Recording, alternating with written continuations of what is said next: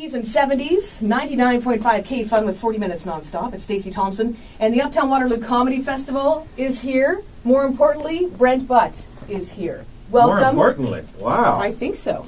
Headlining the show. Thank you so much for swinging by for a quick second. Well, it's my pleasure. This isn't literally 1 second, is it? Because we're into overtime now already. We're paying the crew extra. That's right. But you're making enough money, so we're here long enough for that, I hope. Okay. I've made it grand while we were talking here. Really? Probably. Now, this is different from your TV stuff, but of course, you did stand up first, right? I did. I've been a greasy nightclub comic since '88. Since I started in February of '88. You know the exact date? I do. It was a big day in my life. Ever since I was a little kid, I wanted to do stand-up. So the first time that I performed stand-up in a club was a big deal to me. It may be laissez-faire to you, going and performing in nightclubs willy-nilly, who cares? It was a big deal to me. So how much of a big transition was it to switch from nightclubs to doing corner gas and hiccups in your TV things? Pretty big switch. I mean, stand-up, first of all, you get to sleep very late. Mm-hmm. You get free cocktails. It's a pretty good gig. But you're entirely responsible for what you do yourself. It's a real lone wolf kind of occupation. And then to slide into television, TV is a very, very collaborative effort, right? Mm-hmm. 100 people at any given moment are working on the same thing, trying to pull in the same direction. And, you have networks and censors and people and sponsors that have to be appeased and stuff. So it's a delicate balancing act. But I was able to make the transition pretty well, I thought. For me, the hardest part was just getting up early in the morning. Yeah. And now here you are in the afternoon. You got to sleep in a little bit today, right? No, I don't nap well. If I nap, you mean did I get to sleep in today? No, I've been doing media. I'm like Madonna. I'm like Lady Gaga.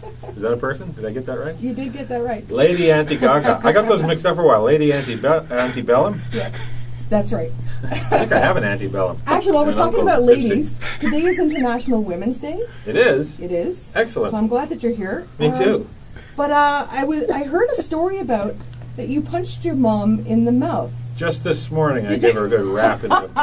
No, I used to do a bit in my act years ago about boxing with my mom. Yeah, okay. And that's how it was a hilarious comedy bit. But I never actually punched her in the mouth. I came close when we were boxing because my mother. First of all, my mother's a very scrappy. She's a Depression era farm woman.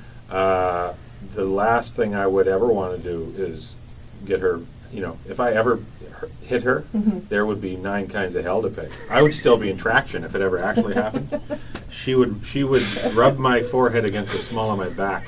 So she can do it still to this day, is that right? Woman. She's 83 years old. I would put her arm strength up against most loggers, most professional axe-swinging loggers. Really? She's a powerful woman. So, no, I never actually, but I came close one time when we were boxing, and the bit stemmed from that. What would happen if I actually wrapped my mom in the mouth? You, speaking also of International Women's Day, we're working closely with your wife, Nancy. You are? You. Oh, I am. Yes. Well, I thought it sounded to me like you said we're working close. And I was like, what's she having to go that I'm not aware of? She and I, we go way back. You didn't even know, did you? I was at your wedding. Radio comedy team. No.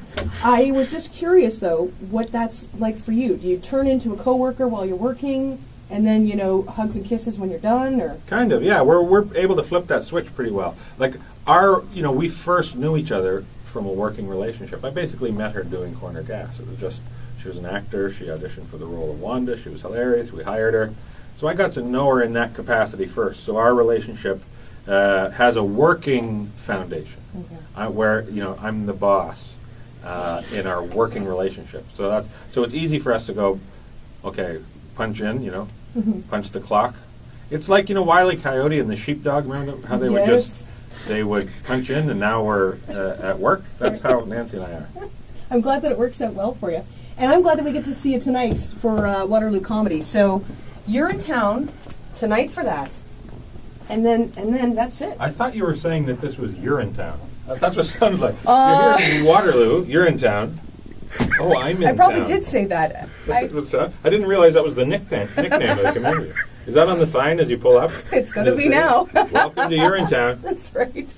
We get to see you tonight, and there are still some tickets available.